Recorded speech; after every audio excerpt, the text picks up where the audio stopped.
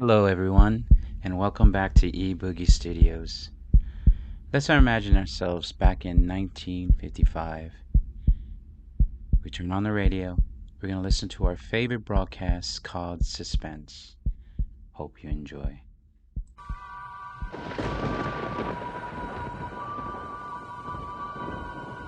The Columbia Network takes pleasure in bringing you Suspense.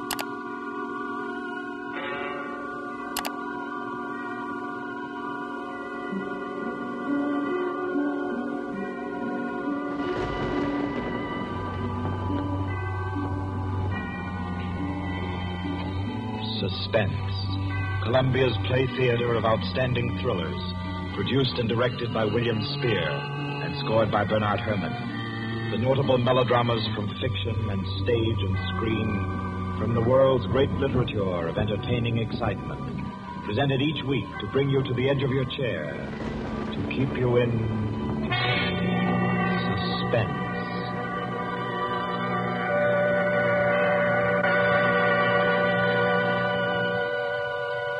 Tonight's story, by America's distinguished author-playwright Owen Johnson, gathers its suspense in a very gentle way. It doesn't have a spectacular finish, garnished with revolver shots. There are no graveyard watches. There's not so much as a single lifeless body, identified or unidentified. It's a tale told in a clubroom, the Artists and Writers Club in New York. A tale of high-class robbery and suspicion, and of how some ladies and gentlemen nervously counted 100 in the dark.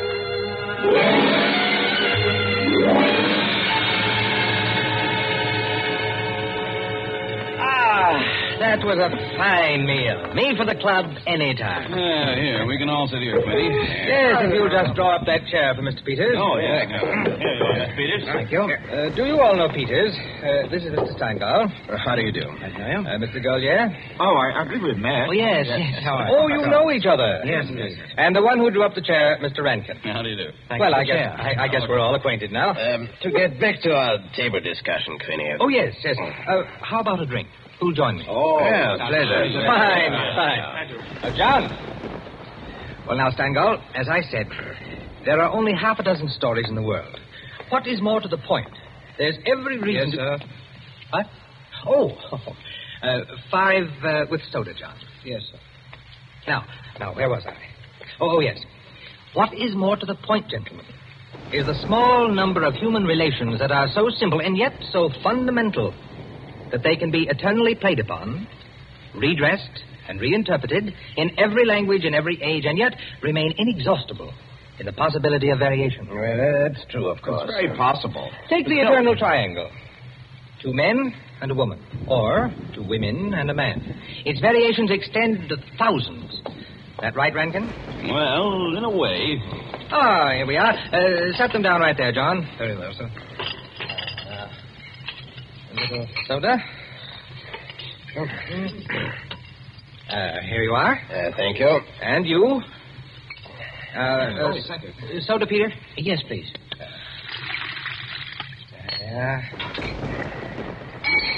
Another one. Here you are. Thanks. And here's yours. Thank you. And now, a little soda in mine. Well, here's to you all. Cheers.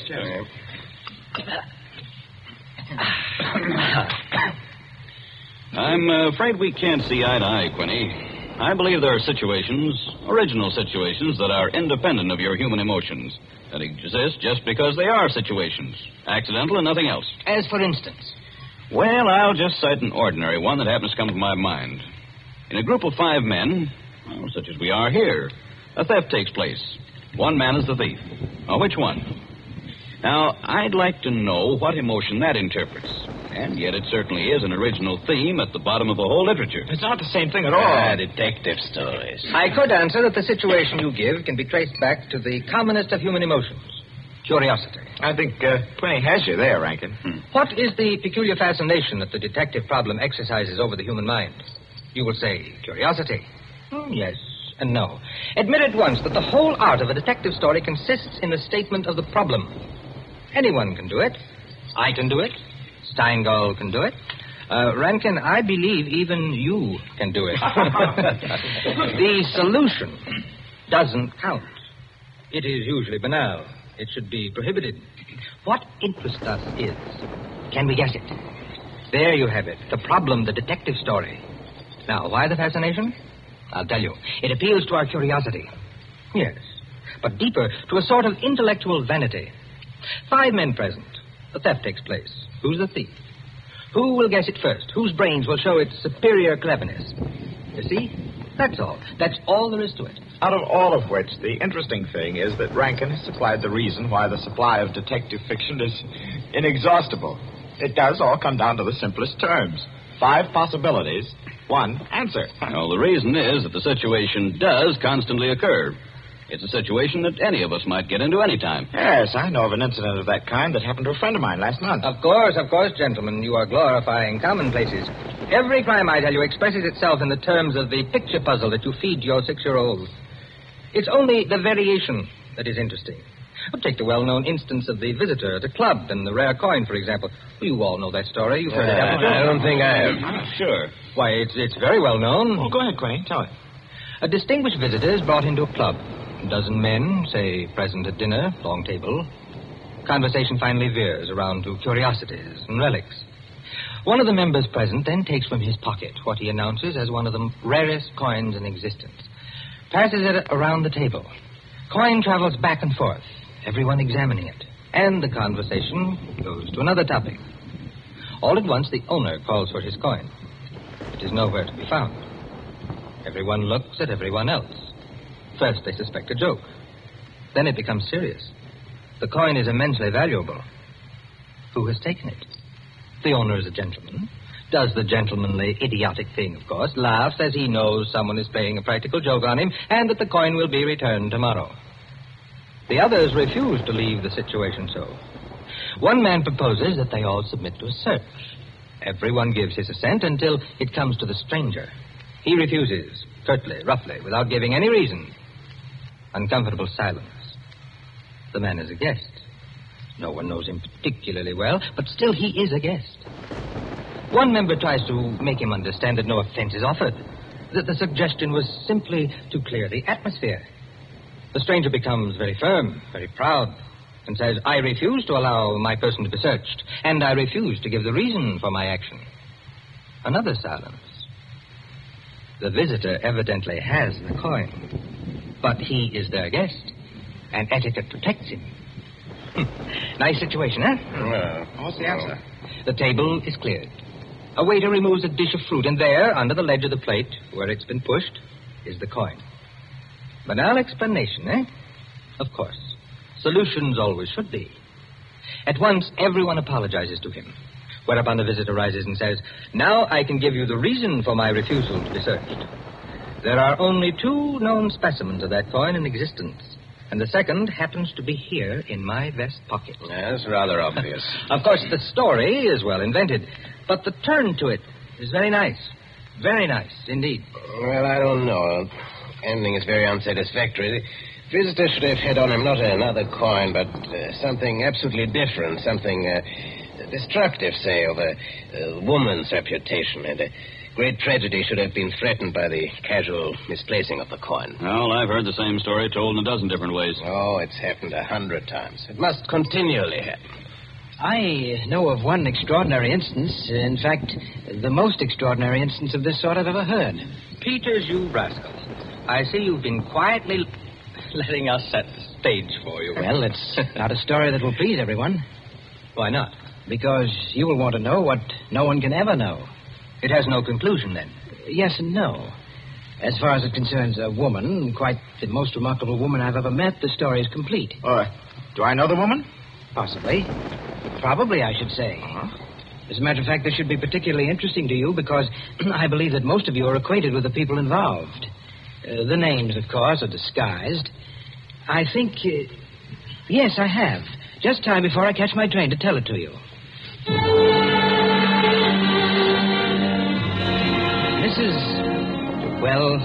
Mrs. Rita Kildare inhabited a charming bachelor girl studio.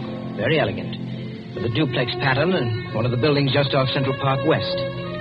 She knew very nearly everyone in that indescribable society in New York that's drawn from all levels, and that imposes but one condition for membership, to be amusing. In this mingled society, her invitations were eagerly sought. Her dinners were spontaneous, and the discussions, though gay and usually daring, were invariably under the control of wit and good taste. On the Sunday night of this adventure, she had, according to her custom, sent away her Filipino butler and invited to an informal chafing dish supper 7 of her more unusual friends. At 7 o'clock, having finished dressing, she put in order her bedroom, which formed a sort of free passage between the studio and a small dining room to the kitchen beyond. Then, going into the studio, she struck a match and was about to light the candlesticks which illuminated the room when the bell rang. And a Mr. Flanders, a broker, compact, nervously alive, well-groomed, was waiting as she opened the door. Well, you're early. On the contrary, you are late. Well, in any case, hello, and come inside. Here, let me take your things. Thank you. Well, I'm the first, I suppose. Of course. And since you are, you can be a good boy and help me with the candles. Delighted. Who's to be here tonight? The Enos Jacksons? I thought they were separated. Not yet. How interesting. Only you, dear lady, would dream of serving us a couple on the verge. It is interesting, isn't it? Assuredly. Where did you know Jackson? Through the Warings.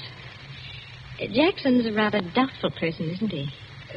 Well, let's call him a very sharp lawyer. They tell me, though, he's been gambling pretty much. Indeed. How about yourself? Me? I'm a bachelor. If I lose my shirt, it makes no difference. Is that possible? Probable, even. Who else is coming? Oh, Maud Lily. You know her? No, I don't think so. You met her here some time ago, a journalist. Oh, yes, of course. I'd forgotten. Mr. Harris, a clubman, is coming, and the Stanley Cheevers. Stanley Cheevers? Are we going to gamble? Don't tell me you object. Certainly not. Only the Cheevers. They play quite a game. Yes, well united. They have an unusual streak of good luck. Oh, by the way, it's Jackson, isn't it, who is so attractive to Mrs. Cheever? Quite right. What a charming party. Where does Maud Lily come in? Don't joke. She's in a desperate way. And young Harris? Oh, he's to make the salad and cream the chicken. See the whole party. I, of course, am to add the element of respectability. Of what? Don't play baby with me, my dear Flanders. I apologize. That's better. No one, of course, knows who else is coming. No one, of course.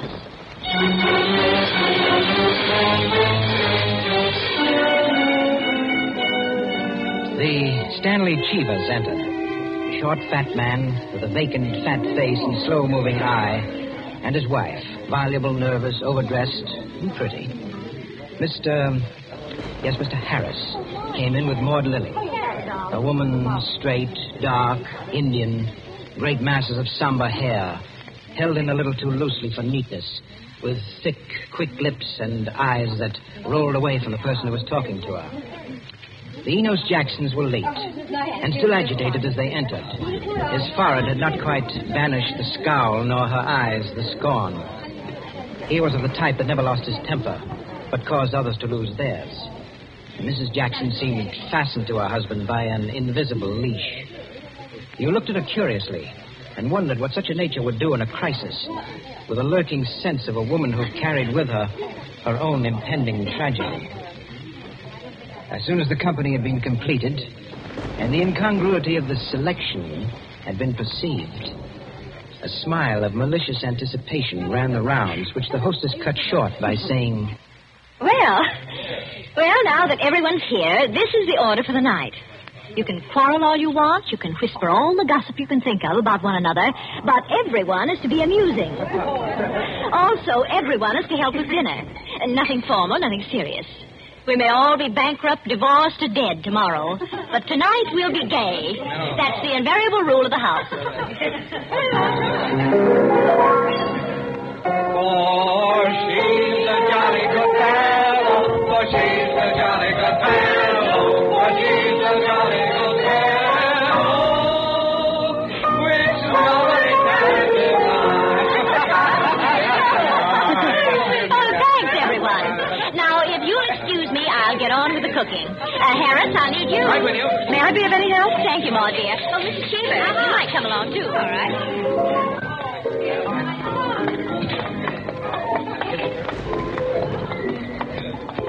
This is an adorable bedroom. Oh, thank you, dear. Now for my apron. Oh, there it is. Tie me up in the back, will you please, Maud? Of course. There you are. Fine, thanks. Now just let me get my rings off, and I'll be all ready to go to work. Oh, this is such a lovely apartment, Mrs. Kildare. Thanks. Soap and water always seem to do it. There. Your rings are so beautiful. They are nice, aren't they? But there's only one that's very valuable, the sapphire. Oh, it's beautiful. Let me see. Oh, it must be very valuable. It cost $10,000 6 years ago. It's been my talisman ever since. For the moment, however, I'm a cook. You're not going to leave the rings there. Why, of course. Now, I'm the cook. Maud Lily, you're the scullery maid. Harris is the chef, and we're all under his orders. Mrs. Cheever, did you ever peel onions? Oh, good heavens, no. Well, there are no onions to peel. All you have to do is help set the table.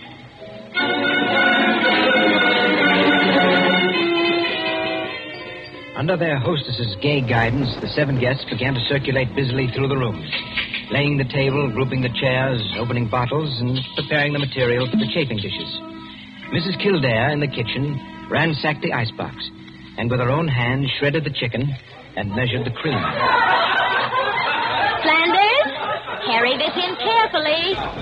Cheever, stop watching your wife and put the salad bowl on the table.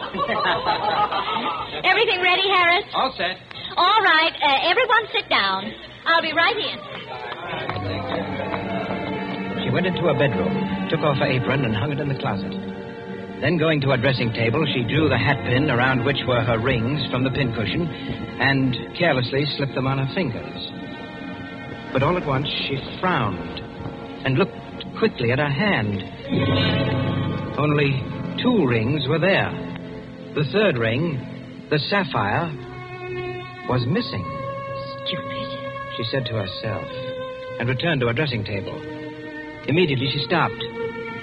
She remembered quite clearly putting the hat pin through the 3 rings. She made no attempt to search further, but remained without moving, her fingers slowly drumming on the table. Who had taken the ring? Each of her guests had had a dozen opportunities in the course of the time she'd been busy in the kitchen. She ran over their characters and their situations as she knew them. Strangely enough, at each, her mind stopped upon some reason that might explain a sudden temptation. Find out nothing this way. That's not the important thing to me just now. The important thing is to get the ring back.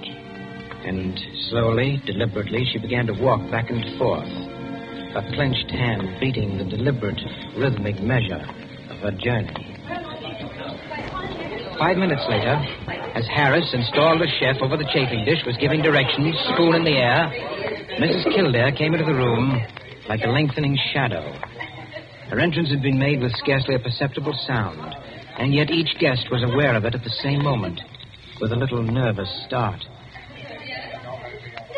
Heavens, dear lady. You come in on us like a Greek tragedy. What is it you have for us? A surprise? I have something to say to you. Mr. Enos Jackson, Yes, Miss Kildare? kindly do as I ask you. Oh, certainly. Go to the door, Go to the door. please. Lock it, and bring me the key.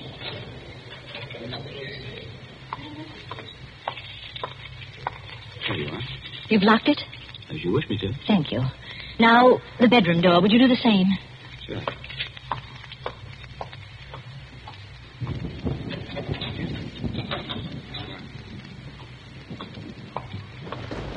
Thank you, Mr. Jackson. Mr. Cheever, Yeah? would you blow out all the candles except the candelabra on the table? Blow out all the candles. Except the candelabra. All right. For goodness sake, Mrs. Kildare. What is it? I am getting terribly worked up. My nerves are all Sorry, awake. Mrs. Jackson. That's the last candle. All right. Now listen. My sapphire ring has just been stolen. You don't mean it. The ring's been taken within the last 20 minutes. I'm not going to mince words. The ring has been taken, and the thief is among you. But Mrs. Kildare, is it possible? Yes, Mrs. Cheever. There's not the slightest doubt. 3 of you were in the bedroom when I placed my rings on the pincushion. Quite true. I was in the room when she took them off. The sapphire ring was on top. Each of you has passed through there a dozen times since. My sapphire ring is gone, and one of you has taken it. Now listen. I'm not going to mince words. I'm not going to stand on ceremony. But I'm going to have my ring back. Listen to me carefully. I'm going to have that ring back.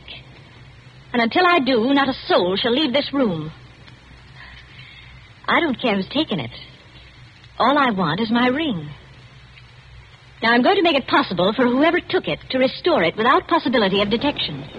The doors are locked and will stay locked. I'm going to blow out the remaining candles in the candelabra, and I'm going to count 100 slowly. There'll be an absolute darkness. No one will know or see what's done. But if, at the end of that time, the ring is not here on the table, I shall telephone the police and have everyone in this room searched. Am I quite clear? Everyone take his place about the table and remain standing, please. That's it. That'll do.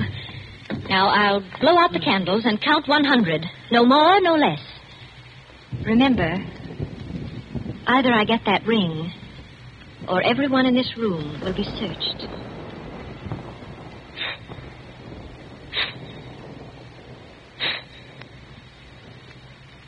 One, 2, 3, 4, 5, 6, 7, 8, 9, 10, 11, 12, 13, 14, 15, 16, 17, 18, 19, 20, 21, 22, 23, 24, 25, 26, 27, 28, 29, 30, 31, 32, 33, 34, 35, 36, 37, 38, 39, 40, 41, 42, 43, 44, 45, Foot slipped off the chair. I'm 46, sorry.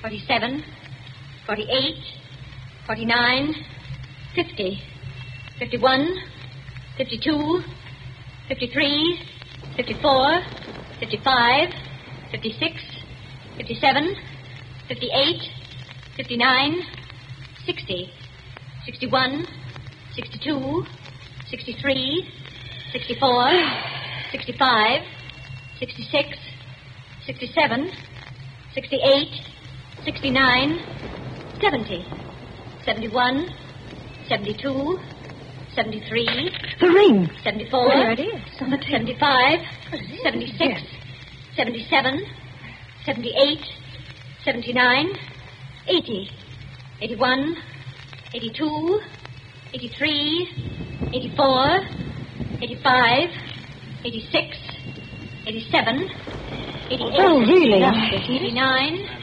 90, 91, 92, 93, 94, 95, 96, 97, 98, 99, 100. Well, it is there, isn't it? Mr. Cheever, you may hand it to me. Well, now that that's over, we can have a very gay little supper. The lights, someone.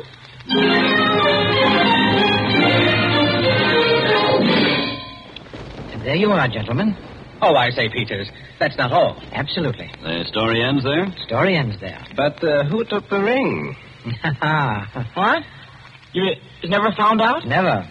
No clue? None. I'm not sure I like the story. It's no story at all. Permit me, it is a story. And it is complete. In fact, I consider it unique because it has none of the banalities of a solution and leaves the problem even more confused than at the start. Well, I don't Of see... course you don't see, my dear Enkin. You do not see that any solution would be commonplace, whereas no solution leaves an extraordinary intellectual problem. Well, how so? Well, in the first place, whether the situation actually happened or not, which is in itself a mere triviality, Peters has constructed it in a masterly way, the proof of which is that he has made me listen. Any of those present might have taken the ring. There are therefore 7 solutions, all possible and all logical. But beyond this is left a great intellectual problem. Well, how so? Was it a woman who lacked the necessary courage to continue? Or was it a man who repented his first impulse? Is a man or is a woman the greater natural criminal? Oh, that's simple, Quinny. The woman took it, of course. No, on the contrary, it was a man, for the second action was more difficult than the first. The man, certainly. The restoration of the ring was a logical decision. You see? Personally, I incline to a woman, for the reason that a weaker feminine nature is strangely susceptible to the domination of her own sex. There you are. We could meet and debate the subject year in and year out and never agree. I recognize most of the characters, Peters. Mrs. Kildare, of course, is all you say of her. An extraordinary woman. The story is quite characteristic of her. Flanders, I'm not sure of, but I think I know him. I'm positive I do. Did it really happen? Exactly as I told it. The only one I don't recognize is Harris, your humble servant. What? You, Peters? You were there? I was there. I was Harris. I beg your pardon, gentlemen. Oh, yes, what is it, John? Mr. Peters, sir, your train. You told me to remind you. Oh, thank you. Yes, I didn't know it was so late. Will you gentlemen pardon me? Huh? Of course. Nice to meet you all. Night.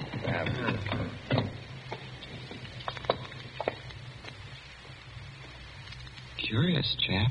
Extraordinary. Well, now, I wonder. I wonder if we're wondering the same thing, gentlemen.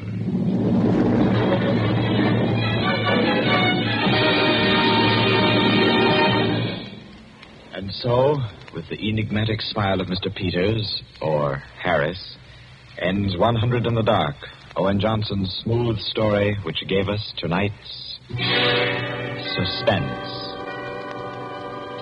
Suspense is produced by William Spear.